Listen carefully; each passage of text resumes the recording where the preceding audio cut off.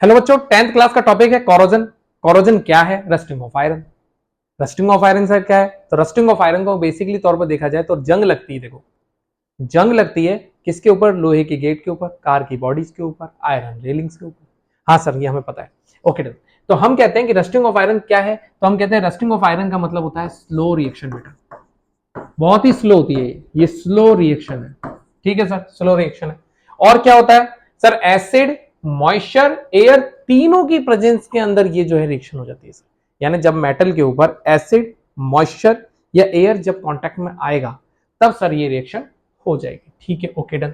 तो ये reaction acid, moisture, air के साथ जो है किसी मेटल सरफेस के ऊपर, ये मेटल का सरफेस है, इसके ऊपर रिएक्शन हो जाएगी। तो एग्जाम्पल के तौर पे हम क्या लें? तो सर एग्जाम्पल के तौर पे हम लेते हैं आयरन।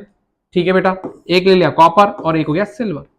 आयरन क्या है? Reddish brown colour. जब कोरोजन होगा, जब कैसा होगा? रेडिश ब्राउन कलर शो होगा जब कोरोजन हो जाएगा आयरन सरफेस के ऊपर। कॉपर के ऊपर तो क्या होगा? ग्रीन, ग्रीन कोटिंग हो जाएगी। और सिल्वर पर होगा तो कैसा हो जाएगा? Black coating.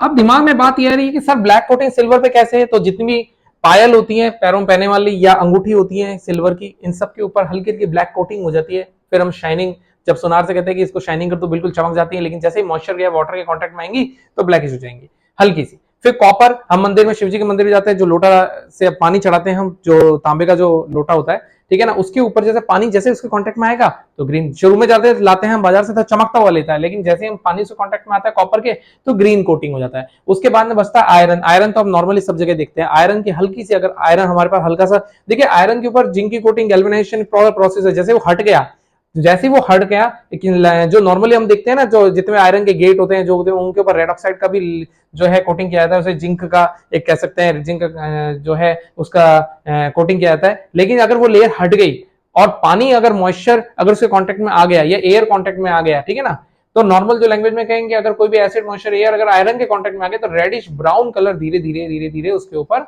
जो है कोटिंग होना शुरू हो जाता है, यानी वो डैमेज होना शुरू हो जाता है। अब डैमेज, जैसे मान लीजिए ये शिप है, एक जहाज है, हमारे एनसीईआरटी के अंदर लिखा हुआ है।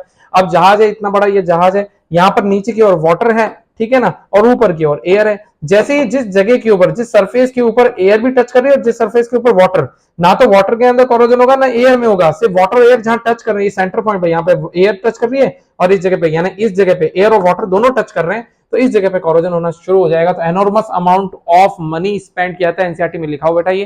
तो और car bodies, railings, iron railings, इन सब के ऊपर भी जो है हाई अमाउंट में जो है पैसा खर्च किया जाता है, किसको? रस्टिंग ऑफ आयरन को रिमूव करने के लिए, ना कोरोजन को हटाने के लिए।